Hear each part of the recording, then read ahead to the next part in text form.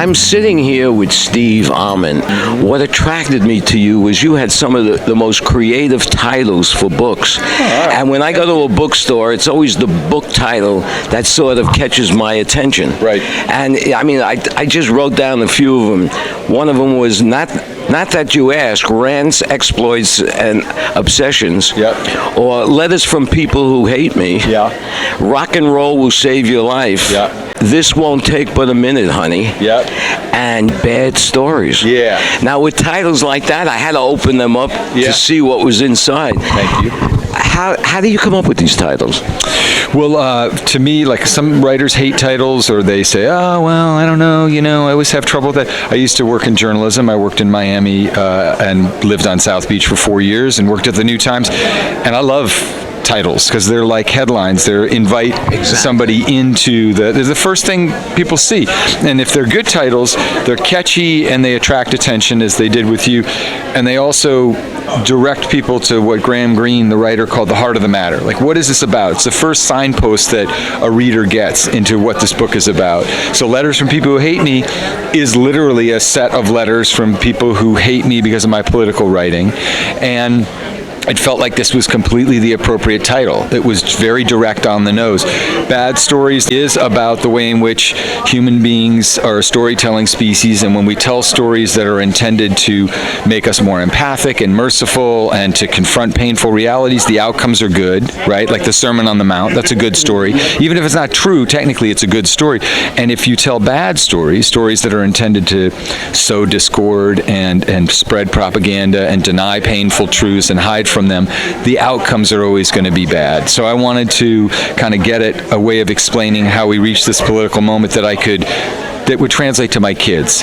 When they say, how did we get here? I could say to them, well, human beings tell stories, and some of the stories they tell are good stories that help them solve problems, and some are really bad stories that help them, I guess, sort of exercise their destructiveness in the world. Bad stories plug into the primal negative emotions that a lot of us live within, our pain, our anguish, our grievance, and they don't solve problems, but they do kind of scratch a certain kind of dark itch that the American public... I was just going to say, do you think the human condition gravitates more towards bad stories or good stories? Yeah, kind of depends on the day, and whether you're stuck in traffic, and whether you had an argument with your partner, or you had a frustrating day with your kid.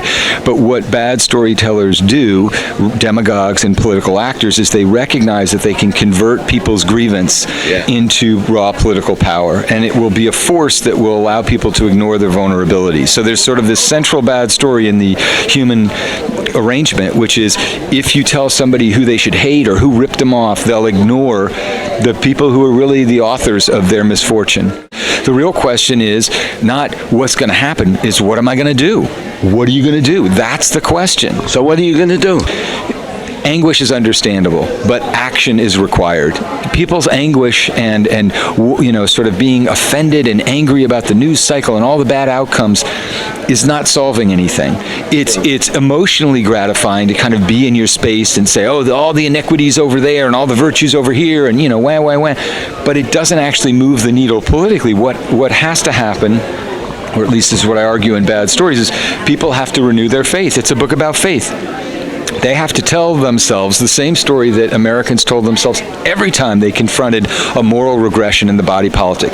Slavery, abolition, right? Women not being able to vote, suffrage. The legacy of Jim Crow, civil rights. That doesn't happen because one citizen, Rosa Parks stands up on a bus and suddenly we have the Civil Rights Act.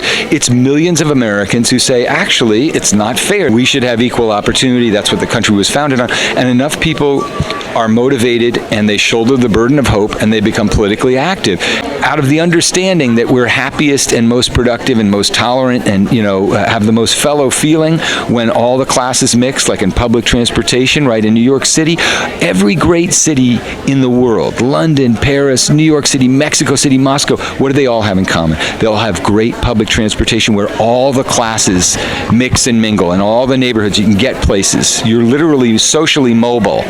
And And that's part of the thing that I think cities like Miami and other cities, Boston, where I'm from, are still struggling with. Yeah, well, Miami is still growing and evolving into a major city. Because there are so many nationalities here, I got a statistics once, there's 154 different nationalities living in Miami-Dade County. Yeah, now that's 154 different cultures and value systems, and somehow we're all sort of getting along. Right. There aren't deep cuts between the people. Everybody just wants to live, and it's a great place. I remember walking on Sunday mornings when I would go swim the buoy up Washington Avenue, and it smelled terrible. Okay, but it was so interesting to just see everybody who might pass by you. People with tons of money, club goers, and people who were dirt poor living on the street. People dressed up, people mostly naked. Correct, exactly. And you sort of thought, oh, okay, the human pageant. Here it is on display. And I think Miami still retains some of that, but there's more of a moneyed feeling to it. It feels more curated. It's also partly nostalgia. You always look back and say, the era I was living in was the perfect era. And it's nonsense. That's a bad story we tell ourselves. But it's also true that there's no way I could afford to live in the place I lived in when 20, 30 years ago. So. Exactly. Well, anyway, thanks for stopping by. Yeah. This was really nice. My pleasure.